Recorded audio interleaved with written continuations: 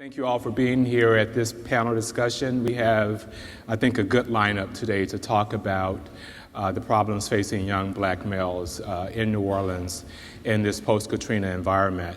On my far left, I'm going to introduce people as they speak. So I'm going to start with Mr. Mark Walters, who is at my extreme left. You're with the Mica Project? Yes, I am. And I'm going to get you to tell people what that is in a second. But I know that you said you grew up in the lower Ninth Ward. Yes, sir. And you've talked about very openly your experiences in New Orleans. My first question to you is, growing up where you did, if you can think about the young black boys who were in your neighborhood, how many of them, quote unquote, made it? You know, how many avoided the criminal justice system, didn't get shot or killed, have gainful employment, and those things that we typically think of are measures of success today? As I was being briefed on this question, I had a blank stare because I found it troubling that I couldn't think of anybody that, you know, has been successful or so-called made it out. And me being a community organizer, being, I guess, the most prominent of the people that I used to hang with, is kind of like a low mark, not taking anything away from the job, but they're not exposed to, you know, doctors, lawyers. You know, I don't know any that I've grown up with that have made it to, you know, those respected levels. And but how many would you say? I mean, you've talked about being incarcerated yourself. Is that a very common experience in your neighborhood? Is that define or characterize most of the people in your neighborhood or not? Most definitely. I basically just followed what I saw, and that was just like the common trend of, you know, if you weren't on the street, you know, dealing, or if you didn't go to jail, you weren't considered, you know, to be real, or, you know, a gangster and stuff like that. And that's sad, but that's, you know, that's a true fact. So, you know, a lot of decisions that I made, I didn't have to make them, but, you know, I followed what I saw, you know, and my uncles and my cousins and people that I was, you know, surrounded by. So, Chief Harrison, when I talked to you a little earlier today, and I told you about the question I'd asked Mr. Walters, and you said, I got to think hard about that question myself. I mean, you have to think hard about the number of black boys who you grew up with who actually, quote unquote, made it in New Orleans. Why is that such a struggle to remember those folks? I don't think, first of all, it's a great question, but I don't think we're that much different. I was born and raised here in New Orleans, and my parents were educators. My mother was a teacher. My father was a middle school principal. Although they were divorced by the time I was 5. My sister and I grew up with my mother. They were strict disciplinarians, but I had some opportunities that a bunch of my friends didn't have. And when we moved from neighborhood to neighborhood, every neighborhood we moved to, there were young boys there who were just like me. They were in single-parent homes. Their mothers were the head of those homes. And while I had a good relationship with my father, many of the young men didn't have what I have. They didn't have the opportunities. They got in trouble. We got in trouble. I just had people close enough to me to pull me back and to help guide and mold me and really kind of catch me before I got too far and followed the wrong crowd too far. So I was very, very fortunate. But a lot of my friends did well also, but a lot of them did not. And at some point, from middle school into high school, one by one, many began to become familiar with the criminal justice system. Now, most of them did well. By the time I got to high school, a lot did well. But in my early days, from the neighborhood growing up in elementary school and middle school, I knew a lot of young men who were getting in trouble. But I had a good support system. I had something that they didn't have. And while my family tried to take in and surround me with as many young men who were positive and take in as many to help as they could, I found myself following one crowd one day, but following another crowd the next day. So I don't think that we're that much different. Growing up in an urban city, you're going to have to make choices on the friends you're going to have and the decisions you're going to make and who you're going to follow or who you're going to lead. I know you're well familiar with the report that the Department of Justice did in 2011. It was a scathing report about the department before you took over, I'll point out to the audience here. But one of the things, there's a judge quoted in that report who says, if you are a black teenager and grew up in New Orleans, I guarantee you have had a bad incident with the police. And I've heard you make similar statements about this history of the department. And I wonder if is there a relationship at all between unconstitutional policing and its victims not living up to the potential they ought to, or is this intertwined in some way? I think at some level it is, and so we're doing as much as we can to transform our department now to make it a world-class, first-class police department that's a constitutional police department. But you're right, we've had incidents that we're not proud of that have caused us some negative national and worldwide attention. And I think some of our policies and practices throughout the years create more harm than good sometimes. While on some level we think we're providing services that citizens want to protect and serve them, sometimes it's negatively affecting people unnecessarily. And so we've had to look at that. For example, last year we revised some of our arrest practices about how we arrest people on minor misdemeanor warrants from neighboring parishes. We no longer do that. That's unnecessarily arresting people, introducing them to the criminal justice system on something that's very minor. Issuing summonses for simple possession of marijuana instead of making a physical arrest. And so while we're looking at how we deliver police services, we're also looking at our own practices to make sure we're not unnecessarily introducing people to the system or reintroducing people to the system unnecessarily. We have also with us Ms. Margaret Simms, who's an Urban Institute Fellow in the Center on Labor, Human Services, and Population. Ms. Simms, I know that you've studied unemployment, black unemployment in particular. 50 years ago, Lyndon Johnson made a very revelatory, I would guess, statement about poverty. And when he said, Negro poverty is not white poverty. Many of its causes and many of its cures are the same, but there are differences. And I wonder if that's still true. Are there differences between black poverty and white poverty in this country? And if there are differences, have our policies and programs address those differences adequately? Well, it is true that black poverty is different. And one of the major ways in which you can see that it's different is if we look at the national statistics in a given year, you'll find that black children may be 2 to 3 times as likely to be poor as white children. But what you don't see is how long they are in poverty over the course of their childhood. And if you look at that, you find that black children are 7 times more likely to live more than half of their childhood years in poverty. And that is a much heavier burden for children in terms of their ability to succeed. Because if you're poor and you live in a poor neighborhood, you have fewer resources to draw on to help you achieve all of the things we've been listening to this morning: good early childhood experiences, a sound education, connections, as we heard earlier, to people who can tell you where to find a job, who can vouch for you when you go for your first job while you're still in school, perhaps. So it is very different, and it requires compensatory action if we want to level the playing field, which is something that President Johnson talked about in his address.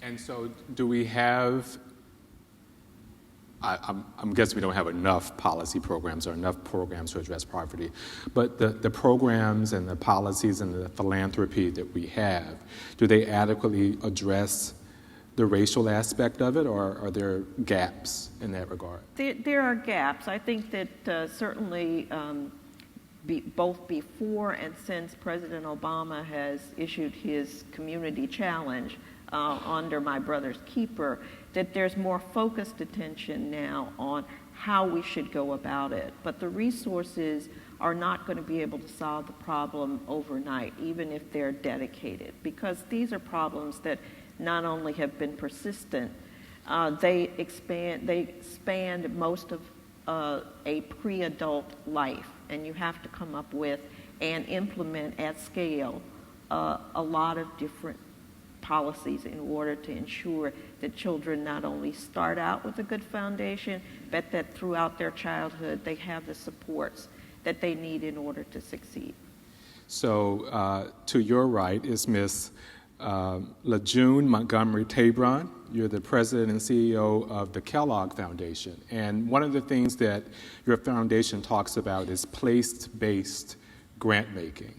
And you've done that particularly in New Orleans. What does that mean, and how are you addressing some of the problems that the two New Orleanians down there have addressed today? At the Kellogg Foundation, we believe we have a core value that states that we believe that people have the inherent capacity to improve their own lives. So when we talk about place-based programming, we know that the change happens locally. And so we must work within the local construct with organizations and institutions that are there on the ground and look at the issues in that community in a comprehensive way. So in New Orleans, one of our priority place-based programs, we chose New Orleans because we were here and we've been funding here since 1942.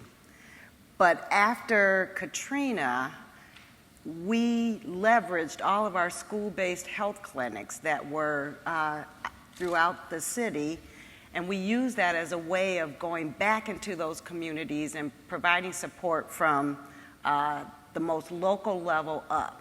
So in the space around young males of color, as we were working here, we learned very early that there were issues of trauma and violence within the community, which caused us to adapt our programming. And as we were defining health, it didn't include issues like trauma and violence. So we changed it in order to adapt to what the community determined was the way out. And so we found organizations, very locally based organizations like the Youth Empowerment Project and Somebody here from the Youth Yes. Empowerment Project, clearly. Liberty's Kitchen, but these are organizations that are working with these young males and people of color to work and bring those kind of support structures and systems to bear so that they do feel like there's hope in their future. Your foundation has studied what you told me is the cost of not employing young black men of color. Yes. Can you talk about that? Because I don't think that, you said that people are focused on, well, how much would this program cost, but how much will it cost us if we don't have these programs? That's exactly right. I heard the mayor earlier today mention that it costs a lot and they're using limited resources. But we produced a publication this year called The Business Case for Racial Equity.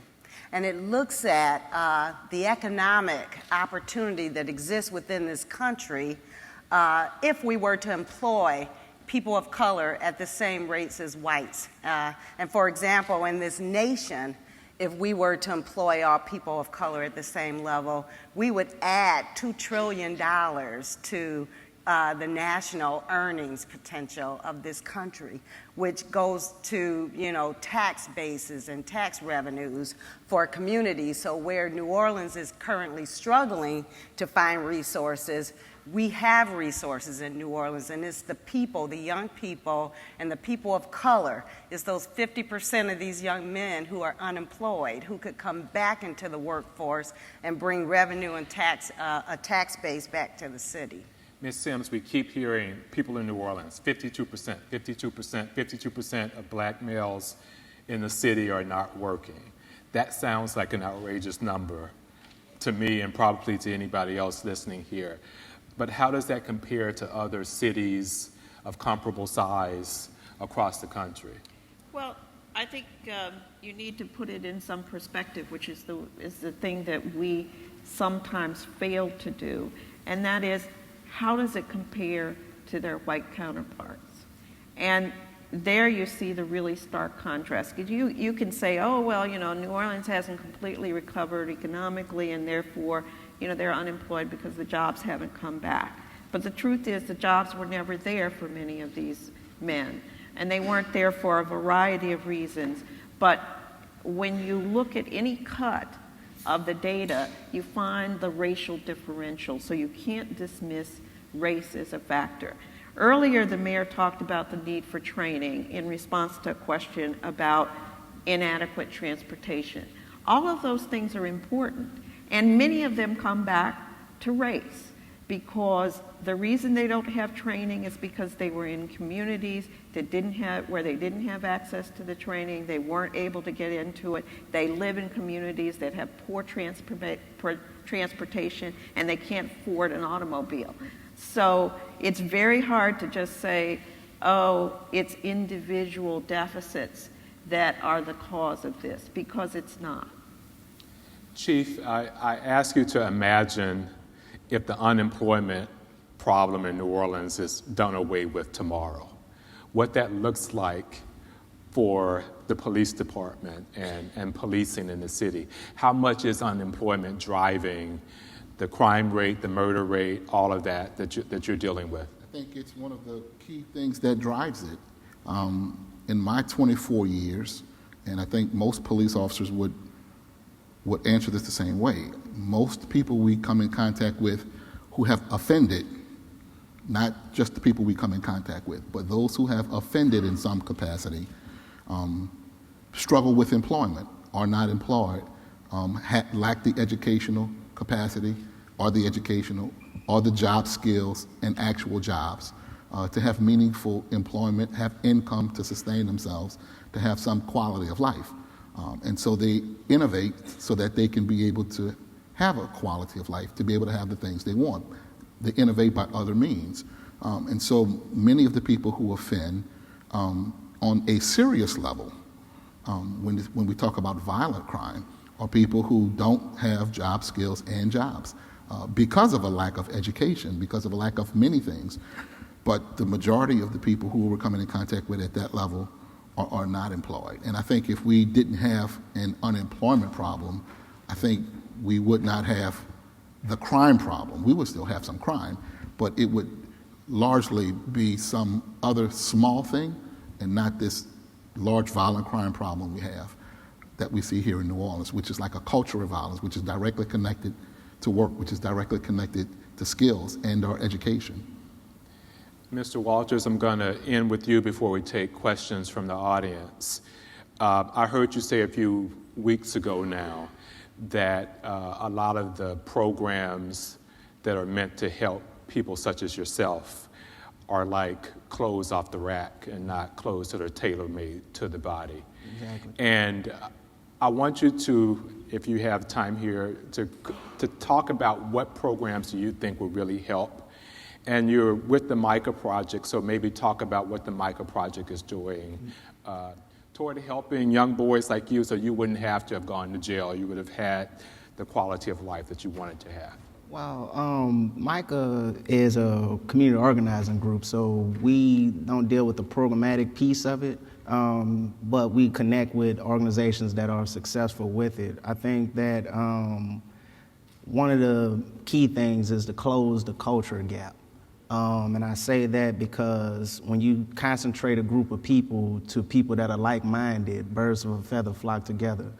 But if you, just an example with affordable housing, I have my reservations about that because it's a concentration of poor people. But if you have mixed income housing on a real level where you expose, poor people to the wealthy people and you have them coexist, then they kind of rub off on each other because they tend to, the wealthy tend to learn what the poor actually go through, and the poor actually learn that there is success out there outside of what they're used to. And that's what you have to do with the youth, expose them to things outside of their community, bring them to the Capitol. I've only been to the Capitol twice, and that was once as a community organizer, and the other time was years ago when I was in high school. Expose them to those different levels of things so that they know that they actually exist. So I think that's where it starts, closing that culture gap. You talked about getting one job because you forgot to say that you had been convicted of a crime. How difficult has it been with convictions on your record to find employment in this area? Well, I'm going to say, being back home in New Orleans about 2 years, God has really had his hand in my life, because getting this job, I was tailor-fitted for this job, working with reentry and criminal justice, so it felt like the exact placement of, where I was supposed to be. But I have individuals that I work with represent that still, can't get a job, and they're still trying to figure it out, and it burdens me because, I don't know the answer, and I'm right there with them trying to figure it out, so I think that I don't know. It has to be a holistic approach. We have to tackle this from a holistic perspective. We're going to go to the audience if anyone has. I see one right here. Yes. So my question, we'll bring a microphone to you.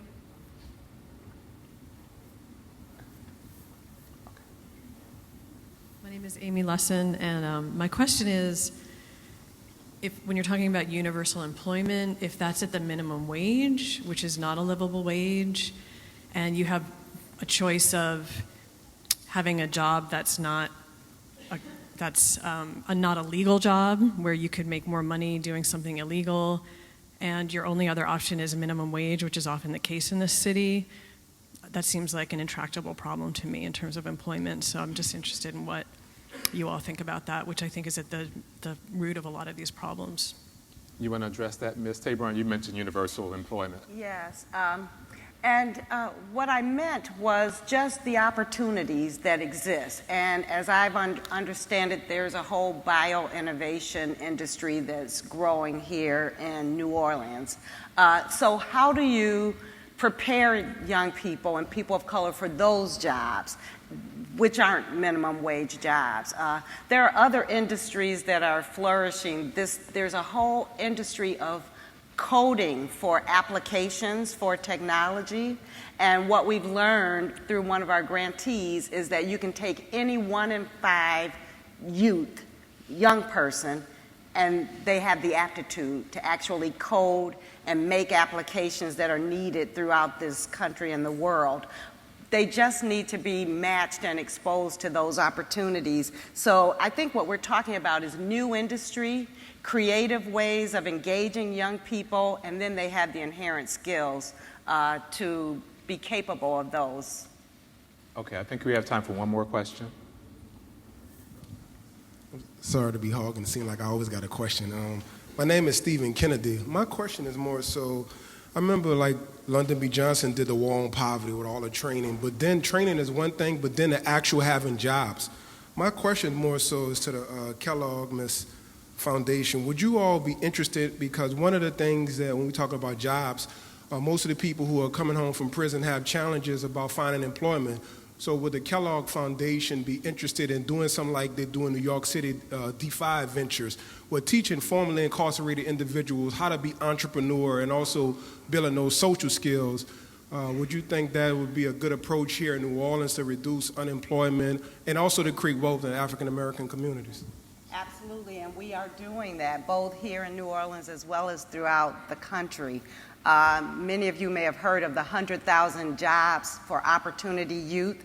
The Kellogg Foundation has joined with businesses across the country to create over 100,000 jobs. And what we're doing in that work is to build support structures, just as you said, work on issues of ban the box, et cetera, that allows those who have been incarcerated to go back into employment opportunities. So yes, we do that all the time. I wish our conversation could be longer, but this is the end of this. You can find all of these people. I think their Twitter feeds are listed by their name. So thank you all so much for your participation and for your attention. Thank you all so much.